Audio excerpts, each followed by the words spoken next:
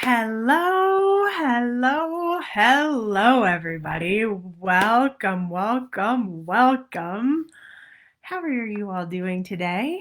Were you up late last night for those of you in the US? Ah, well, welcome everyone who might be joining me today, who is going to be listening to this. I am so excited today to talk to you about self-sabotage. Hello, Paula. Hello, Kate.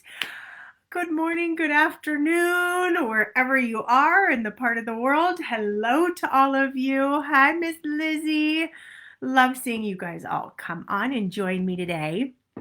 I am hi, Karen. Let's talk self-sabotage. Good topic, right? Any of you experience that ever? Hi, Kathy.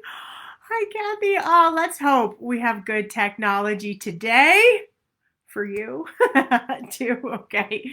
All right. So let's talk. Let's talk self-sabotage. How are you all doing? Did you guys get some sleep? Okay.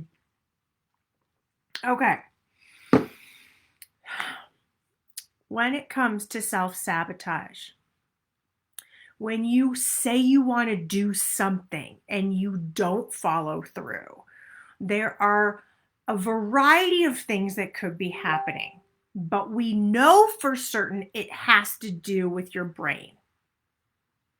We know 100% certain it has to do with your thoughts. And those thoughts could be in a variety of different areas. It could be thoughts about you saying, oh my God, I have the most boring partner ever. You're bored with your life. You're bored with your spouse. Things are just boring. And you hate work and things feel heavy. And so, what do you want to do? Of course, food is going to be there to lighten that load and have you numb out and tune out. So, if you are finding yourself self-sabotaging, I want you to get really clear today what is going on. What is actually happening inside of your life as a result to self-sabotage? Is it because of the thoughts, which is where it all starts? But what are the thoughts? Are you telling yourself, who cares? Now, remember, most of you, if you struggle with any lasting weight or you are just on your journey to lose weight, wherever you are in your continuum of weight loss, you typically, if you're struggling with weight, you typically have 3 to 5 phrases that you're telling yourself that is self-sabotaging you on a daily basis or a weekly basis. 3 to 5 phrases. These are the phrases that it might look like. You might say something like, "Oh, but it's so good, just keep eating." It doesn't matter. I'll start tomorrow. Who cares? Just finish it. I used to do that one. Just finish it. Like I would just say, just finish the bag of cheese or just finish it so you don't have it around anymore. Share with me, what are the statements? What are your self-sabotaging statements that you keep using, you keep saying every single day or often throughout the week that you know are no longer serving you? It is not okay anymore to give these words, these phrases, power. It's not okay anymore to use these words. Now, these phrases absolutely have power and they're being used often and they have a purpose. The purpose is to have you obviously turn to food, overeat, not stop your meals. But when we look underneath what they are saying, what they are meaning, why you're saying them, what is going on? Are you bored? Are your meals not good? Do you feel too restrictive in your diet? What's going on underneath the surface of those words? So if I'm eating and I'm like, oh, this tastes so good, I don't want to stop. You know what it is for me? It's that I'm enjoying taking the time at night not having to get up and go do the dishes, or I'm so grateful that my husband made dinner for me, let's say that night, or I'm so grateful that we're sitting down relaxing. I don't want to get up. I'm loving the energy of being with my family, of slowing down, of relaxing. See, underneath my self-sabotage of potentially overeating at dinner, there inside of that is telling me a whole story. What is your story? What's underneath it? For me, the story could be, and in that example, that story was, I need some breaks. I need some time to just chill and relax and be, right? Without doing, without having to get up, I just need some chill time. I'm craving that chill time. What are you craving? Some of the things you all are saying is, it's just a bite. It's just a bite. And then it's just another bite. And then it's just another bite, right? How is that serving you? How is that not serving you? And you can look at, wow, when I keep telling myself it's just a bite, what's underneath? What's the real story there? I can't lose weight unless I stop eating altogether. Ooh. So that's a really interesting one. It's like then the fear of eating can start to play a role. So it's like, oh, I can't even lose weight unless I just don't eat. Well, and then it's like, well, wait a second. What's really going on? What do I really feel about myself? And have I actually ever lost weight where I'm also eating? And that's where you start to confront your thoughts, everybody. You start to look at what the heck is going on inside of that thought. See, when you self-sabotage, you have a story and you have a way of thinking and a way of showing up as it relates to food that is disordered in its thought. It can be changed.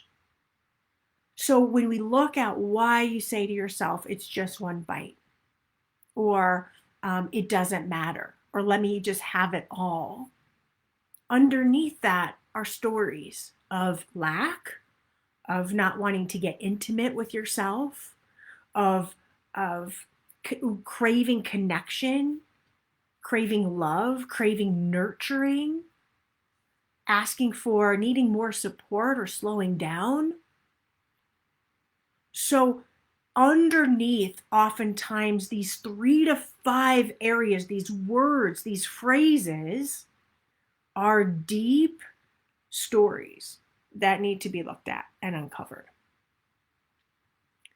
And Connie, you said, my story has been, I want to wear the clothes I have. That's around spending money on myself and feeling more lack than abundance. Yes, this is exactly what I'm talking about. I want to wear the clothes I have. And so then let's say you're not wearing the clothes you have right now because they're a little bit tight, some of them, and the clothes you're wearing right now don't feel necessarily great, or you don't feel beautiful in them. Then how are you walking around each day? And then you're making up a story of like, I don't want to spend the money, which is really saying to yourself, I don't value myself enough to look good in my clothes. Or you're making it mean that it's going to cost so much money for you to get new clothes, where it doesn't necessarily have to be, right? Like, why does it have to be a lot for you to look and feel your best in clothes that make you look and feel great now, until you are in a place where you are wearing the clothes that you have? Okay, that's really good. I can relate, you say, Mary. Hi, Mary. I can relate to wanting to relax and feel okay. Yeah, like relax your head from spinning with the kids. Yes. So it's like in that space of a meal of wanting to continue the relaxation. And so you find yourself continuing to eat. I want you all to think about, what could you do if you're somebody who's craving more relaxation in your meals? Some ideas include, okay, I'm going to put a tea kettle on. So think about a meal where there's no, like, you could just relax. You've eaten the food that your body needs. And now you put a kettle on of tea, and then you pour some tea for anybody who wants tea in your family. And you keep things relaxed. Everybody puts their plates up by the sink. And now you all sit and have nice tea time. But your body hasn't overeaten, and it's still getting the relaxation that you've been craving. See how we can be solution oriented in our thinking and in our actions, that we're addressing the story underneath the self-sabotage to get you exactly what it is that you want. So looking at what is the story and how can I give myself more love, nurturing, connection in a way that serves me and my body and doesn't have me gaining weight is going to be a powerful, powerful opportunity for all of you to address your self-sabotaging behaviors. And remember, there's not a ton of them. There's only 3 to 5 of them. And what I encourage you to do is to think of one self-sabotaging behavior, thought, action, belief that you have, and look at it with real open arms. What is this trying to tell me? What is this telling me about my life? What is this telling me about what I'm doing in relationship to food? And how can I address this in a way where I no longer self-sabotage, that actually addresses my true inner core needs? Kate, you say, I'm afraid I won't have something this delicious again in the future, so I feel like I have to suck the marrow from the bone. But the truth is, I have many satisfying foods. Yes, we do this at restaurants a lot. I hear a lot of people say this. Hi, Eva. A lot of people say this about restaurants. Oh, I'm going to my favorite place, so I just am going to make sure I'm never going to have it again. Where the truth is that you can have it again. When we say things like that, but I'm never going to have it again, what that tells me is there's a lack thinking. And then you can look at your life and the story of your life. Where else are you showing up feeling lack versus feeling abundance? Like, oh my gosh, I ate this and I feel so satisfied from it. It was so delicious. And I know I can have this again. Right? There you start to build in your abundance thinking instead of showing up in a lack thinking. Because remember, how we do one thing as it relates to food, where we're the most vulnerable, is probably showing up in different areas of your life, around intimacy, around lack versus abundance, around can do versus can't do versus fear. It shows up in these different areas, but really getting clear of the story underneath your self-sabotage is going to help you. So let me give you a few questions just to help you that I wrote out that I think you could go through, that would really be advantageous for you, okay? So some questions to ask yourself is, why do I keep eating this way? First, I want you to identify, of course, what are some of my self-sabotaging phrases that I'm using? Right? Like, what are the phrases? What are the thoughts? Okay. First, you're going to identify those thoughts and phrases that you're using that are self-sabotaging to you. Okay. Next, why do I keep eating this way? Why? What's the story that is underneath my thought or my relationship with food and my relationship with my self-sabotaging behavior? Okay. So then you've got 2 things. What are they? And what is my story underneath it? And then 3, we start looking at, is this serving me and my body? Why? What is this serving? What is this telling me about my life that I need? What is this telling me about my life that I need? That's the 3rd thing. What is this telling me about my life that I need? Okay. And 4th, what could I do to change it that I really want? Like, what could I do to change this in a way that feels good for my body, for my life, for my mind, right? So it's not a restrictive thing. It's an abundant thing. What could I do that will actually really serve what I'm craving inside of my life? Okay? And when you start to do these four things, when you ask yourself these four questions and look at self sabotage as an opportunity for growth and transformation, there's a reason why you're doing this. There's a reason why you keep self sabotaging. There's a story underneath it. And that story is robust and has meaning and has passion and has needs.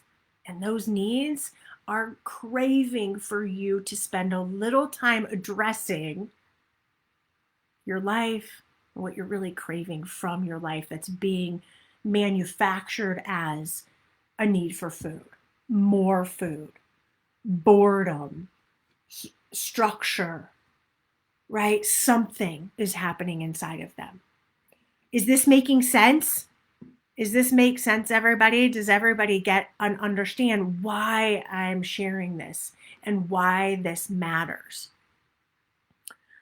I hope that you're really seeing, and as you go through these questions, you really see the questions as opportunities for growth and transformation around your self-sabotaging behaviors. And remember, don't overwhelm yourself, but just pick one. And I usually like to pick the one where I'm like, I recommend this for my clients. Pick the one that you think is having the biggest impact on your body and your weight. Start there. And then look at, why do you think that is? What's underneath? I know when I get into food eating, when I need some comfort now with this fear about the elections, how can I make a difference? Yes, absolutely. And I just did a podcast about the elections and about political stress. So feel free to listen to that too. But so you're going to want to relax your body. But when you need comfort, that is your opportunity, Eva, to start looking at, what do I need right now? How can I gain this comfort? How can I give myself more comfort, more love while I feel out of control? While I may be sitting in this unknown and displaced feeling and uncomfortable feeling. I know for me, I just allow myself to say, okay, there's a lot of unknowns here. And that's what's happening. And I can feel that doesn't feel great in my body. And that's a feeling. And I'll even go as far as to say, and eating is not going to help that today. Eating because of this discomfort or this feeling is not going to help. But listening to hunger, hydrating myself with lots of water, making sure I'm taking care of myself by going on a walk today, those are things that are going to matter. That's what's going to help. Okay? Because right now, when you feel out of control, and a lot of self-sabotage when it comes to food and overeating has to do with this feeling of feeling out of control or wanting to control our environment. So we eat as a way, either you feel out of control when you look around in your home space, your workspace, your to-do space, your electoral political space, the future of your well-being space. Those are all elements of feeling out of control. And we eat at times, or we've gained a pattern of eating at times to fictitiously feel like we are gaining self-control. And we're not. Food is not the answer. So looking at controlling your thoughts, your body, your mind is actually where the control really exists. Calming things down, calming your mind down, looking at other ways you can control and make a difference in your life and inside of your life. all of those things are ways to start bringing more control, or this element of perceived control, into a manufactured way where you don't feel like you feel so out of control. I think self-sabotage when life feels out of control, absolutely. Absolutely. When you feel out of control, then looking at specifically, Leslie, what can you do to feel more in control? Where do I feel out of control? And then I look at, okay, so if I'm like, okay, I feel out of control because things are going haywire with our political culture or whatever, right? We don't know who's going to be president, right? We'll just use that. Then I can say, okay, I feel out of control about that. And then I look at, what do I want to think about it? Well, in the next little bit, in the next few days, I'm hopeful we'll have an outcome. All of a sudden, that takes this out of control thinking and puts it in a bridge thought, or in a thought where it gives me some context where I can see and relax my visceral body. Okay? And then those are bridge thoughts, are those thoughts that can help you and really make a difference for your thinking. And they bridge you from where you are to where you might feel out of control, but it puts it in a controlled place for you. One of the things that you could do if you feel really out of control with your eating right now, maybe you've gained the COVID-15 or the COVID-20, or maybe you just feel like, God, my weight is higher than it's ever been and I feel so out of control. Looking at what is happening inside of your head is going to be the best, most well-served thing you can do, and to look at what food is meaning to you. Why are you using food? Where are you overeating? Where and why are you turning to extra eating patterns, or overeating patterns, or binge eating, or unconscious eating, or late night eating, or those type of things, or over drinking, right? Looking at all those patterns, and then looking at little by little starting to get back in connection with what it is that you actually need. Okay? Some more questions. I know when I drink, it's a mix of everything shit. Everything's scary, and I need and deserve some fun, but I know it's a real bad idea. Well, I don't think needing fun is a bad idea. I think always needing to drink in connection with fun, or fun equaling drinking, is what isn't a great idea. So what I would recommend doing, Lana, is expanding out what does fun look like? How can you have fun and actually have it be a meaningful, how do you just expand fun? And to really look at that. You should have your love list created, right? What is it that you love doing that is fun, that's enjoyable? That expands it out. So yes, drinking is one option. Eating is one option, but you also have 20 other options. And so drinking in context or here and there, fine. Eating when you're hungry, fine. Playing, throwing a ball, going for a walk, whatever it is that looks fun and is fun, that's where you want to start adding. What can I do besides eat to have fun in this stressful time where I feel out of control? Okay, what can you do besides eating to have fun? Well, let me just tell you what I would do, okay? In terms of expanding fun for me is like, we have a trampoline. So for me, it could be jumping on that trampoline. It could be going for walks with friends. It could be going and for me, it's going for sure walks. I love walks. It's playing with my dog, throwing the ball to my dog at the school nearby. It's going on a drive. Yesterday, I realized that I was like, just need a drive. And it was just like, I went to go run an errand and then I took the back way because I just needed to drive. For me, it's listening to podcasts. That's a biggie. Listening to inspiration. For me, it's fun to do exploratory work on myself. For me, it's also fun to decorate and clean and organize and make my space or things look beautiful. It can be fun to shop. It can be fun, right? So expanding out what is fun. And I can't give you that. I want you to think about what's fun for you. And if you are really getting tripped up in this area of fun, then I want to make sure that you really spend some time looking at your life, looking at how do you start making things more fun and enjoyable. Like going outside, and for me, it's like going outside and doing work, being in connection with other people and having fun conversations. For me, my work is fun. Doing this is fun. Coaching is fun.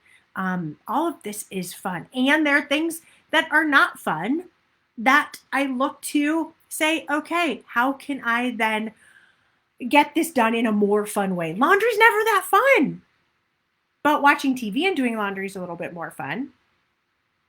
Hanging out with my kids and doing some things and us being silly, that's a little bit more fun. Dance parties are fun, right? Looking at how to have more play and fun and joy. I'm so glad that your love list has really helped you this week. And you only got halfway through it last week. Yeah, a love list, everybody, is a thing that my 30-day challengers, my inner circle members, my home study course folks do to you create a love list, which is just all the things you love doing.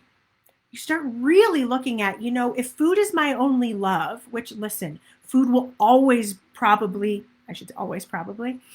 most likely food will be on my love list for the rest of my life. But it can't be the only thing on your love list. It's got to expand. We want to expand your loves and your joys and your passions.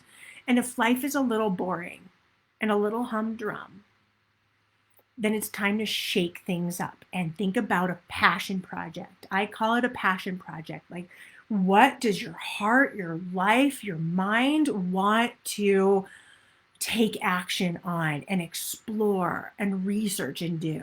It might be that time to do a passion project where you expand out of yourself. And what I find is when I'm passionate and when I'm doing things I love, food takes a backseat. It's like when you're so passionate about planning for a wedding and all of a sudden you're like, I don't care about food. I'm just focusing on my wedding. Let's go. And you get all excited and everything is so fun and exciting to plan. That's what happens when you get really engaged in passion projects, what your soul wants and needs. Everything else, like food, gets put on in its normal framework. Okay? What other questions do you have? What do you have questions about in terms of passion projects, in terms of self-sabotage, in terms of your story that you might be having underneath the reason why you're self-sabotaging? Now, listen, I get it. Sometimes with self-sabotage, we have stories in which we heard and conditioning patterns. So it could be that you had a mom or a dad who you'd have ice cream together late at night. And it was this really beautiful bonding moment. And sadly, your dad passed and you still crave that ice cream. Now, what you could do is you could transform the ice cream, if you're not hungry, into writing letters to your dad, talking to your dad, connecting, remembering the good times, the love for your dad. Do you see how you can look at the story and transform that story into something that will better your body and your mind and your weight so that you can start seeing weight loss? Because self-sabotage absolutely will contribute to weight gain. And when you get in front of your self-sabotage, you will lose weight because no longer are you using food in all these different ways. You're now dealing with the actual issue that's underneath your self-sabotage. Any other questions? Any other concerns, needs, thoughts, feelings? Okay. So I want you to think about your self-sabotage as an opportunity for weight loss, an opportunity for exploring your story. And when you really explore your story and you meet your story and you look at what your story is telling you about your life and what it needs, and you start addressing it from the story standpoint, from that vantage point, then you have the beautiful opportunity of changing your weight and changing your life and changing your relationship with food.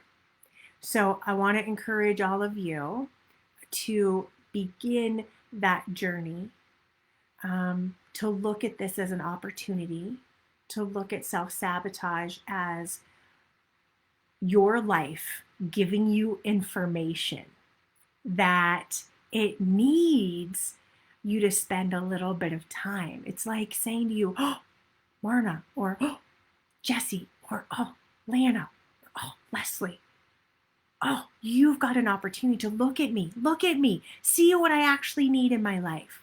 Let me spend a little bit of time going there. Please look at what I'm needing, what I'm craving, what I'm wanting from your life.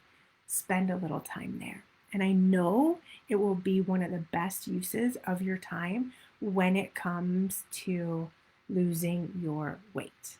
All right. One last question I see is, what about resentment? I'd have to know more about what it is exactly that you are resentful of, but let's say you are resentful. Doesn't matter. You're resentful. You feel resentment for somebody, something, whatnot. That's an opportunity for you to change the conversation in your head. That is typically, there's a statement that you're saying about resentment that needs to be addressed, that needs a bridge thought. So if you're saying, God, I'm so resentful for those, I don't know, my husband, because he can be so skinny or whatever. I'm so resentful. They went on a trip and I have to stay here, whatever it might be. Then it's like looking at the opportunity for it. Well, and then you create a bridge thought. Instead of being resentful, and then create a bridge thought. What do you want to experience and think about and feel instead of resentment? What do you want to think and feel instead of resentment? That's where I would go. And then from that place, you can create the thought that will better serve you. Because resentment, all it is a thought that then creates a feeling. You change your thought, you no longer have resentment. You have opportunity, possibility, creation, something totally different. I hope that makes sense. That's a great question, Lana. These are all such good questions, such powerful ways of being. I am so impressed with all of you. You are all, thank you, Michelle. I'm glad this makes a lot of sense. I love you all. You are so vulnerable and so amazing at really sharing yourselves and sharing what's going on deep under the surface of your eating. And this is brilliant. Keep this work going. It makes such a difference to understanding why you're turning to food, what it's really about, and looking at how to make the difference. Forgiveness is a beautiful, beautiful, beautiful thing, Lizzie. Absolutely. Yep, it's a reframe. It is absolutely a reframe. No question at all. I'm impressed by this community too. I know. It's like you guys are awesome work. Awesome. And I love that you love going deep with me and you get that this is under the surface and we get to go there and you really always extract. You're like, yeah, I know, because when I was a kid, this is what I heard, or this is what I felt, or yeah, you're right. My life is not as fulfilled and not as fun as I want it to be.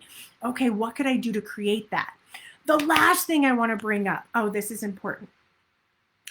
If your food is boring, or so rigid that you are self-sabotaging because you're so rigid with how you're eating, then I want to encourage you to look at your rigidity around food. Is it serving you, or are you wanting a break? The people I know, the people I work with, my clients, those of you who I work with, all of you, right? Those of you who continue to lose weight and have seen amazing results, It's because you've been compassionate with yourself and your food. You're compassionate with giving yourself food that you like, that you love, that tastes good. If you're so rigid with your food and everything, don't you think you want to rebel, or don't you think you want to self-sabotage? If you're not liking what you're eating and then you go to self-sabotage on sugar and candy and whatnot, then don't you think sugar and candy should be part of your meal experience when your body's hungry? Absolutely. So sometimes the food in and of itself is creating self-sabotage. And when you think about your food and you're like, I don't really want this, but what I really want is over there, and then you eat the meal and then you eat what's over there, I'd rather you just eat what's over there as your meal, and then psychologically there's no reason for you to self-sabotage. Okay? And so it's important to recognize if your food and your diet and your way of eating is actually creating the self-sabotage. It's too rigid. It's too structured. You're rebelling against it. Looking at ways then to go, the story is I'm being too strict. The story underneath the self-sabotage is, wow, I'm being really rigid on myself, or I'm thinking I should eat this way, where in reality, I really don't want to eat this way. So you bridge the two together and you go, okay, so let's eat a little bit healthy, whole food, and a little bit, I'm going to find the best type of chocolate I can. I'm going to look at Lily's chocolate. I'm going to look at that. And then all of a sudden your brain's like, I don't need to self-sabotage anymore. I'm satisfied by my meal experience. Okay? So remember, your food in and of itself could be an element that you are self-sabotaging because you don't like your diet. You don't like what you're eating. You are not getting any enjoyment. There's shoulds and musts and have-tos associated, and you're rebelling. You take away the shoulds, have-tos, musts, and you put it in the framework of listening to your body, then you no longer have to self-sabotage. Okay? You are right, Miss Mary. Human beings are definitely more complicated because we have our emotional selves, our emotional beings that interpret things on a bigger level. So that's why I'm always looking to, we're never fully aligning our mind, body, spirit, but to come into a range where it's a range that we feel peaceful and calm and relaxed inside of ourselves when it comes to food and movement and what we're doing in life. So we feel fulfilled and aren't looking for food to solely fulfill every want and need, then that's a really beautiful place to be. And Judy, yes, I really teach you to think. That is what this is about, because when you really look at this on a deeper level, you really get to have lasting weight loss, and you really get to see where the breaking point is. And yes, you could do something simple like just change your food, but it never is simple. It becomes rebellious. It becomes, if I put you on a diet and I say, only eat these things, okay, I'm going to give you the diet and this will help you lose weight, and you start losing weight, there's so many thoughts about it and feelings about it and emotions about that. And that's why I like to do the deeper work to look at how can we give you what you actually want, which is weight loss and freedom around this in a way that works for your mind and your body. All right, that's what we're doing here. All right, everybody, sending you lots and lots and lots of love. You all are amazing. You've given me so much to think about, each other to think about. So take one area of self-sabotage today, look at it, look at the story, and look at what that story needs. And all of a sudden, you're going to say poof to self-sabotage in that area. Practice, practice, practice it. And when you're ready, when that area you no longer see yourself self-sabotaging in that area, bring another area up. All right. Big hugs, lots of love, and I'll talk to you all next week. Bye, everybody.